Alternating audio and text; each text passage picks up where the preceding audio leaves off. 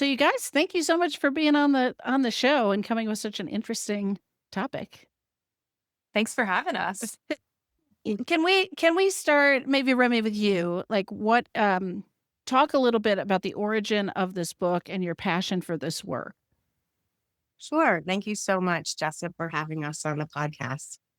So I am a sexuality educator, counselor for over 25 years. I've been a surrogate partner for over about 10 years now.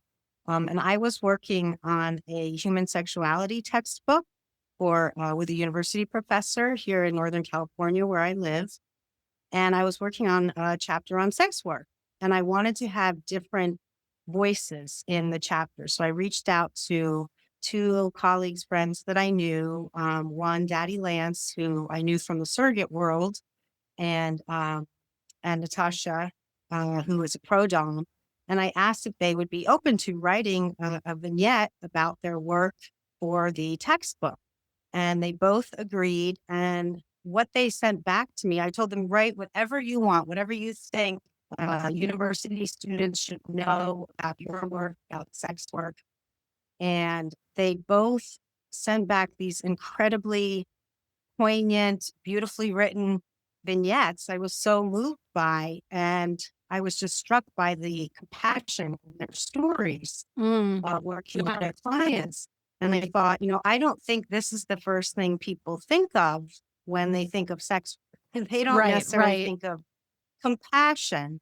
And that's when it occurred to me that there are many other stories like this out there. And I knew for myself personally, as a surrogate partner, also that there were many stories like this out there. So that's how I had the idea to make an anthology. And I was actually at ASECT in 2022. The ASECT conference, if people aren't familiar, is the American Association of Sexuality Counselors and Therapists. It's such a Mouthful. mouthful. Yes. Yes.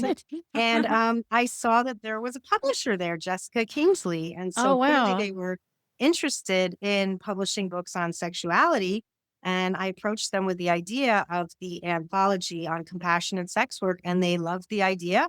And that's how hands on the book was born. Okay.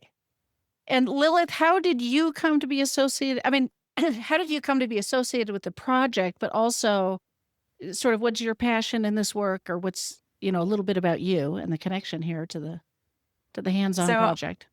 I'm a proud former sex worker, also a certified sexuality educator, and a board certified sexologist. I was presenting a workshop for ASECT 2023 conference on sex work and specifically working with sex workers as professionals and how to collaborate between the two worlds. And so my name, of course, went into the program, and Remi reached out to me directly and asked if I wanted to write a story. And I thought, oh my gosh, this is the coolest opportunity ever. Of course I would. And I ended up writing one, funnily enough, totally missed the mark because I wrote about the history of sex work. Um, then I was like, okay, let me write a personal story. And so I actually drew from my own experiences being a pro dom, being a full service sex worker. And from there, the story was born, and really excited to collaborate with Remi on it. It's a fantastic anthology. And yeah, a little bit of my own work shines in it as well. Like I said, I'm a board certified sexologist, certified sexuality educator. My work focuses primarily on the intersection of social justice and inclusion within sexuality. So this was right up my street when it comes to the work that I do. And how do those topics fit with sex work and specifically like partner surrogate therapy and, what do you call it? Compassionate sex work, right? The idea of social justice and inclusivity and things. Yeah. So when we look at social justice, we look at the opportunity for everybody to have agency, whether it's over their own bodies, their own minds, their own worlds, really. And sex work and making it legal and recognizing it as work is really a big component of social justice, because we recognize that people have the right to do what they want with their own bodies. And under capitalism, we all essentially are working regardless of what it is we're doing. And so, yeah, it definitely has like a big place there. We also have a lot of people who find empowerment when they do sex work. I know that was very true for me. Hmm. And so, yeah, it definitely kind of just aligns very closely there. Remy, what do you think some of the biggest misconceptions are, maybe, about sex work? Because I imagine that's partly why you've put this anthology Yeah. together, is Mhm. to correct some impressions that people have, right? Yeah. Yeah. I think one of the biggest misconceptions is that everyone who does sex work is doing it because maybe they have no other option or they're doing it under duress. That I think people conflate exploitation, uh, with sex work and don't realize that, yes, I mean, it's true. Some people are doing it under duress. Some people are forced, that is the case. And some people also may feel like they don't have a lot of other options. Right, right, So it's not to say those things, are not for some people, but I right, think right. people conflate all of it and think that that's the case for everyone. It's hard for some people, I think, to imagine that someone would actually want to do this work, that someone would Mhm. have a choice and still choose to do some form of sex work and would find it, just like Willis said, actually empowering. Not Yeah, just like, hey, I could do it and I'll make some cash, but like, I can do it, I'll make some cash. And I love this work. I am changing people's lives. I am empowering people. I am helping people, some people who have never had wanted, touch, intimacy, affection, helping them figure out their own bodies and how they work and how they connect with other human beings and discover their own sexuality. So I think those are a few of the misconceptions, just that the, yeah. the power behind it, the beauty behind it, the connection that can happen. I don't think people realize that potential exists. Would you each be willing to share the story of how you chose to get into the work? And, like, what was it and maybe what you were expecting and what surprised you about it once you got there? Like, I don't know if you knew it was gonna be as fulfilling as it turned out to be when you made the decision, but and I realize there'll be 2 different stories here, but Uh-huh. Yeah. Do you want to go first, Lilith? Sure. So for me, it started off in college. I was working full time, going to school full time, struggling to make ends meet. So I very much fit into the story of I didn't really feel like I had a choice because you can only sell so much plasma, and that was getting to be too much. What I did not expect though was just how empowering it was for me, just how healing it was for me. And so I started off not doing full service. I was just doing pro dom work and fetish modeling. And then I started to get into full service more as I kind of grew within it. And honestly, I would still be doing it if it wasn't for ASECT's guidelines of not letting you do sex work alongside being certified. yeah. I figured it was more important for somebody who's pro sex work to be on the other side of it. So, that is the only reason I stopped. And can I ask you to define what you mean by full service? Of course. So full service sex work is going to be, actually having sex with clients. Okay, so the pro dom, fetish modeling, some of these things don't involve that. Is that what you're Correct. saying? Yeah. Okay, Pro okay, dom usually does not involve it, but full service means everything. yeah, okay. And Remy, how about you? What was your journey and decision to do Yeah, this? good question. So I was in graduate school, so in my late 20s, in New York City at NYU, actually, and I was getting a master's in human sexuality. So I was already quite interested in human sexuality, clearly. Um, and there's actually a story about it in the book, so I won't tell the whole story.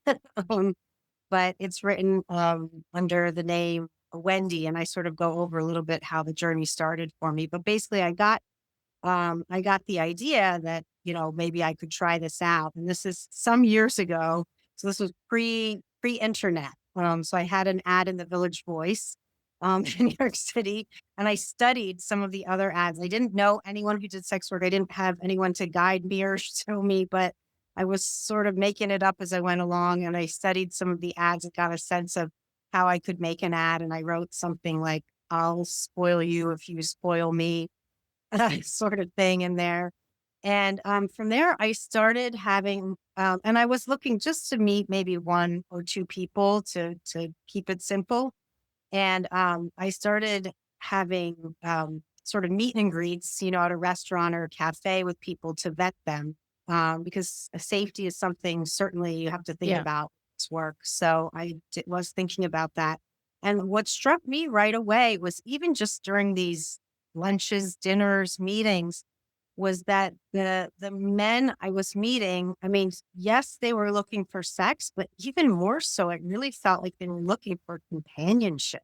They Mm. were looking for connection, for someone to sit and listen to them and laugh at their jokes and want to be with them. And that I remember really struck me. And so I ended up, settling on one person, and that story is in the book, a little bit about it. And doing that. And while I was doing that is when in my graduate program, I learned about surrogate partner therapy, and which has been going on since the 70s. Yeah.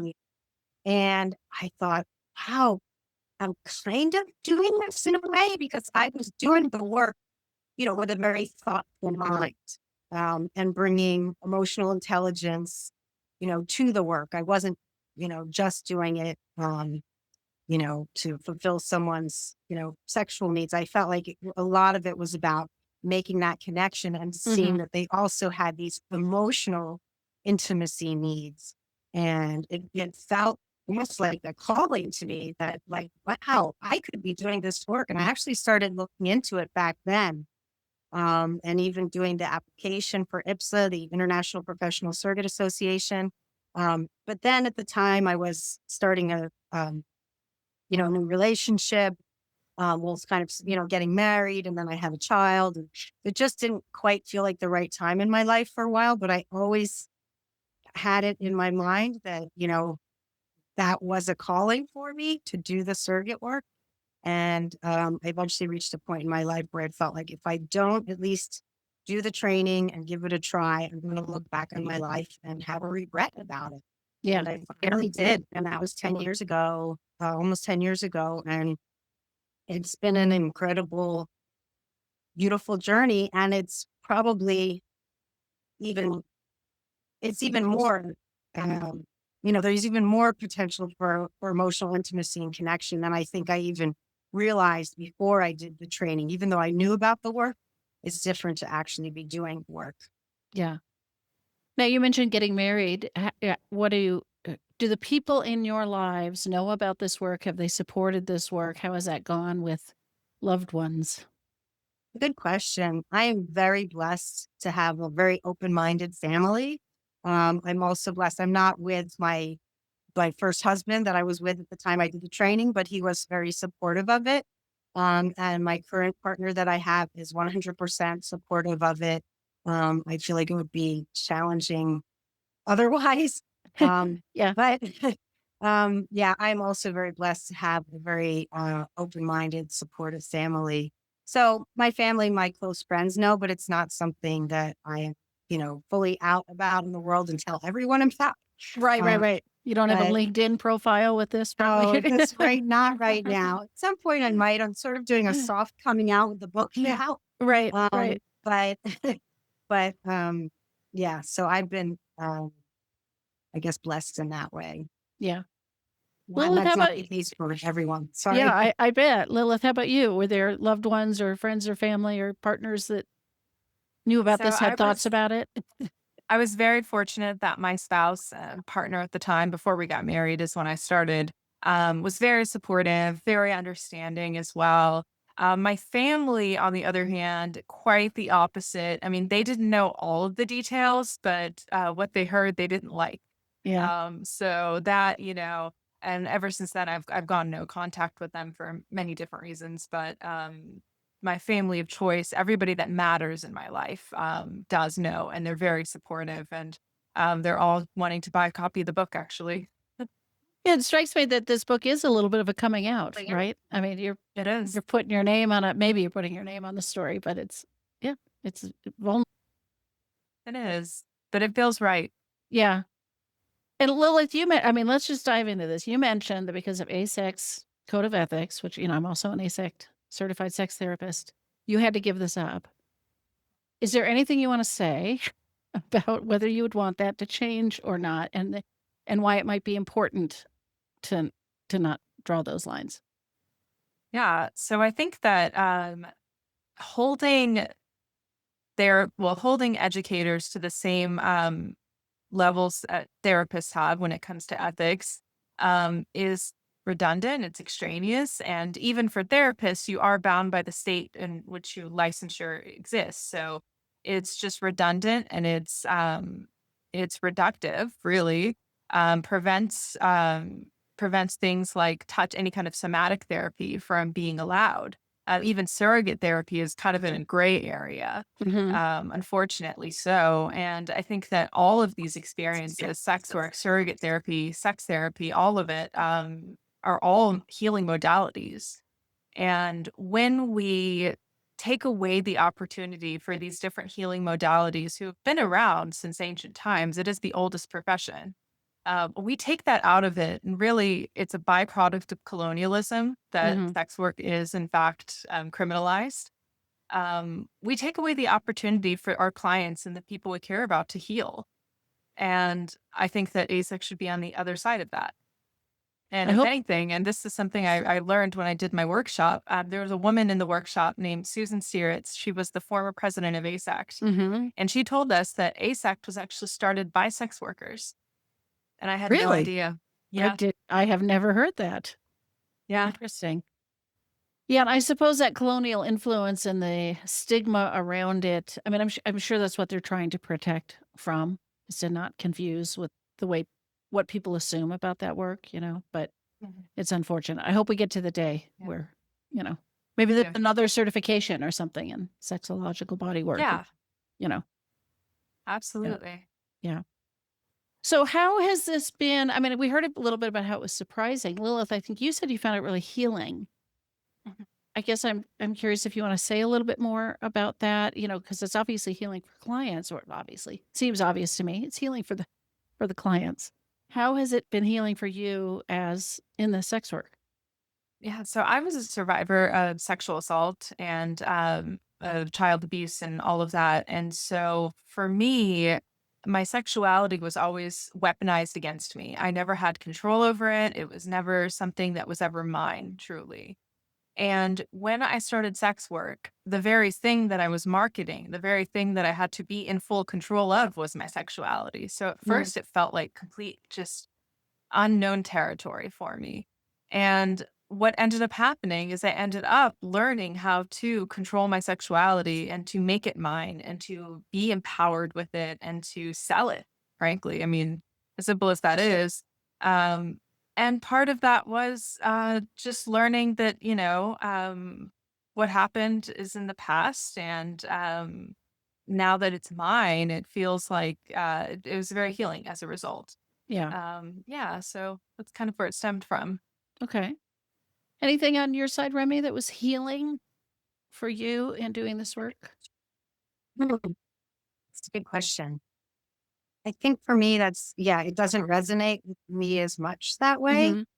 Mm-hmm. I think maybe just healing in the sense overall that it gives you a different, it's given me, I'll speak for myself, um, just a really different perspective on life. And for me, particularly on men, most of my clients have been cisgender heterosexual men. That's just who mostly seeks out surrogate partners therapy. But I am available to work with people of all genders. But I think it's given me a lot of insight into men and male sexuality in a way that, we could talk a lot about male sexuality and toxic masculinity and things like that, and how all the negativity around it, Mm-hmm.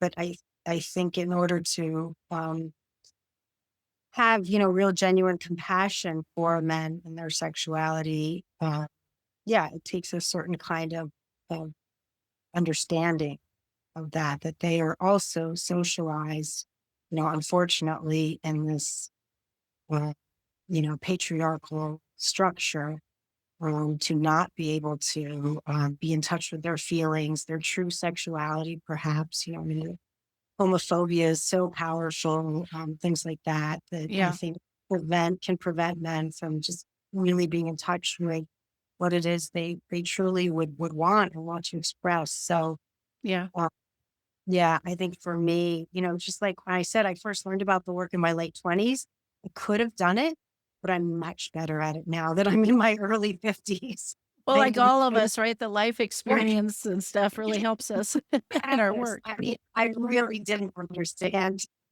men and even myself fully. I think if I had done it in my late 20s, I still had some stuff I was processing and working out.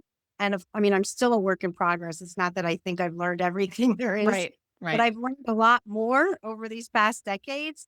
And I think that having the life experience really helps you be better at the work. Mhm. Um, and I just know that's been the case for me. Yeah. And I'm wondering with the 2 different kind of schools of work that you've done, surrogate partner work and pro dom fetish stuff, I'm wondering if you could each speak a little bit to the kinds of reasons people seek those services. Like, you've got all this data from your own interactions with clients, and just anecdotally, what are some of the kinds of things that spur somebody to seek those services? What are they looking to experience or to heal or to process or to transform? You want to go Yeah, first? Remy said it. Oh, yeah, I can go first. Remy said it earlier, companionship. That Mm, is one of the biggest things. I would say most of my work, 80% of the time, I was talking with clients more than I was actually having sex with them or doing anything with them, frankly. Um, and it's really interesting because Live Jasmine and the Kinsey Institute did a study together on loneliness, the male loneliness epidemic, and why people seek out can models. And specifically, one of the top reasons, I think it was second to wanting sexual gratification, was loneliness. mm, So it definitely didn't surprise me when I heard about that study. But companionship was the biggest one. Friendship, camaraderie, all of that, and of course, sexual gratification is there as well. But those are the biggest things. Those like very visceral human experiences were the biggest ones. okay. And it strikes me, I mean, at least I'm wondering if the kink fetish aspect of it, there's a certain amount of shame with that, or they don't know where else to go, but maybe with a professional, is that that might be part of what drives somebody to sex work, right? That Absolutely. yeah. Yeah, absolutely. Oftentimes they have told nobody else on earth about this one particular fetish or fantasy that they want to experience. And so you are hearing people's like darkest secrets, their most vulnerable secrets. You're seeing the most vulnerable sides of them. And it feels very like I feel very privileged to be able to bear witness to that. Yeah. Yeah. And so that's for sure. I would say shame was one of the biggest things too. Yeah. And Remy, how about for you? What are the kinds of Oh, situations or drivers for people to seek out surrogate partner work? but often with a lot of my clients, it's been that they have not had wanted sexual experience or even relationship experience, intimate relationship experience in their lives. And now I mean, some of them are still in their 20s, but some of them are 30s, 40s, 50s, 60s and up. I had one, a client in their 70s as well. Um, and they don't, and now they're, um, thinking like, this is it. I want love. I want a relationship. I want sex. I want to know what this experience is like, that they feel like they've never been invited to the party. Everyone else has this they see in the movies and out in the world, and other people. And some of them are pretending, with friends or other people out in the world that they've had a relationship or something. They're keeping it a secret. Yeah. There is shame around it. And it's hard for them to even imagine at this point now, how would I even ask someone out? How would I even start if I haven't even gone on a date or kissed anyone or held hands with someone or, sat next to someone in the movie theater, never mind having sex. So sometimes it is also the fears around sex. If I try to do that, I don't know what my penis is going to do. I've Right. been masturbating for 10, 20, 30 years here, with porn, but I've not done this with another human being in the room and they're nervous. How's my body going to respond? So that's been a good number of my clients. And that's a pretty amazing. I mean, I feel pretty honored to be invited on that journey with them, Yeah. to be, the first person that they're trusting to have this intimacy with. And a lot of times in those cases, I mean, there's can be some pretty serious childhood trauma abuse and or neglect that has Yeah. led them to a life where they have not been able, felt like they've not been able to find a relationship, or make those kind of sexual intimate connections, with other people. So they're here to practice in a safe space that we create together where they, hopefully feel like they can at least move along the journey, with someone, and then we feel like they're ready to graduate and go out in the world and find the love that they're looking for. So It's that's fun. straight. I mean, I've had oh, go ahead. Well, I was going to Go say, ahead. it strikes me that in sex work, compassionate sex work, the paying someone for this is probably a safer place to go with Mhm. shame than just swiping on an app and meeting a regular person, and where you're really rolling the dice about how accepting somebody would be or how support. I mean, not like it's impossible to find somebody Right. who They would might be read someone's. that, right? Mhm. But the odds seem so much higher that if you go to a sex worker, you're going to be received safely, Mhm. right? And as a place to work through that Yeah. shame, and then maybe go out in the wild, right? Mhm. Yeah. Build some confidence. Yeah, I always tell them, I mean, you're whatever you learn with me, like every woman is different. I still right. represent all women, but at least they've had the experience. At least they've had some experience, and just building their confidence, I think helps them go out and then be able to, you know, attempt to make that connection with other people who are fully available to them. A Right. lot of it is, about important to keep the boundaries, right, of the world. Yeah. Yeah, which must be challenging if they're finally opening up and showing up and having experiences and being vulnerable. I would imagine that the heart opens and that there must be a lot of needing to hold that boundary with people.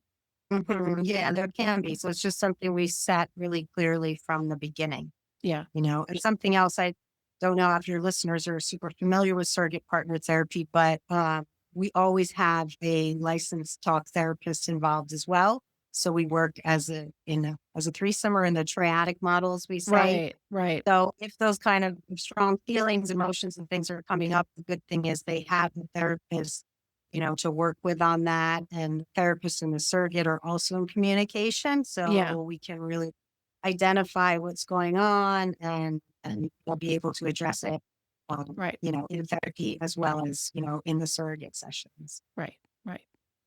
Well, I would love for you to read an excerpt from one of these stories if you want. But before you pull that out, is there anything I haven't asked that you want to share? I don't want to, it seems like such a rich topic and we're probably just scratching the surface, but Well, Lilith, is there anything else? What are you thinking? Any thoughts you want to share about Lilith? Yeah.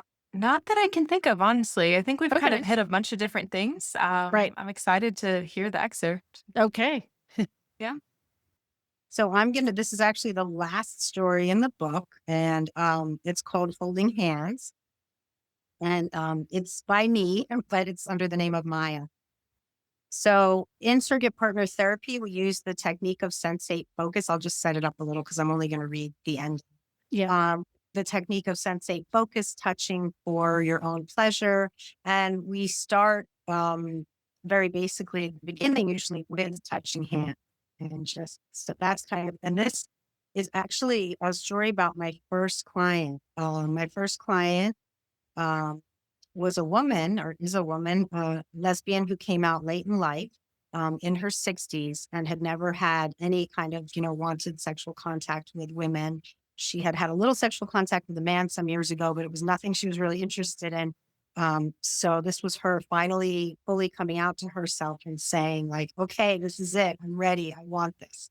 Um, it was hard for her at the beginning to touch hands. And she Hmm. had a very clever idea that she would bring in a scarf, and we could use that scarf to put between our hands as a way for her to gradually get there. So this is kind of where we're starting the story.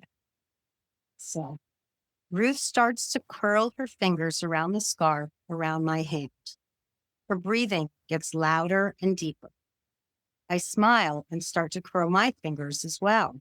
We are holding hands, I say. We are holding hands. I am holding hands. I am Ruth's eyes well up as her words trail off. I smile at Ruth, hoping she can feel all of the love and compassion I'm pouring into her. Are you okay? Is it okay? I ask. Ruth's facial expression becomes serious. She bent my fingers back. She hurt me. Who did? I ask quietly, feeling the heaviness of what she is sharing. My mother. I had to go to the hospital. No one talked about it. Our eyes meet. I'm so sorry you went through that. I can't imagine. Why would she do that to a child? Her child. She knows she is asking a question without an answer. You didn't deserve that. No one does. I say, hoping my eyes are conveying the depth of compassion I feel for her. I know that now, Ruth says. Suddenly she looks determined. You're brave, I say. I don't know if I'm brave, but I'm tired of being alone. No more scarf, Ruth says emphatically. She grabs the scarf and tosses it away. She takes my hand in her own. Now we are holding hands, she says. I want this. I smile big at her. Wow, we are really holding hands. I do think you're brave. This isn't easy. You're right. It's not easy. Thank you. Thank you for being here when I needed you. I don't know how else I would have. I mean, how can you have a relationship with someone if you can't even hold hands? I nod my head. And sex, I can't even imagine. Ruth takes a deep breath and smiles. I smile back at her. That's why you're here, so you don't have to just imagine. It can be a reality, one step at a time, no rush, a slow journey. I'm ready. I want a relationship. I want sex. I can say that now. Ruth looks energized, and I hold her gaze. Thank you for trusting. We will get there, I say, hoping to instill confidence. Ruth nods her head. What now? She asks, looking down at her hands. We could explore each other's hands using sensate focus. Touch for your own pleasure. Touch my hand in a way that feels good to you. Ruth begins to run her hand over my hand, moving slowly, exploring the spaces between my fingers, her palm. Your hand is soft. She smiles at me. Thank you. Yours too. May I explore? Ruth hesitates for a moment.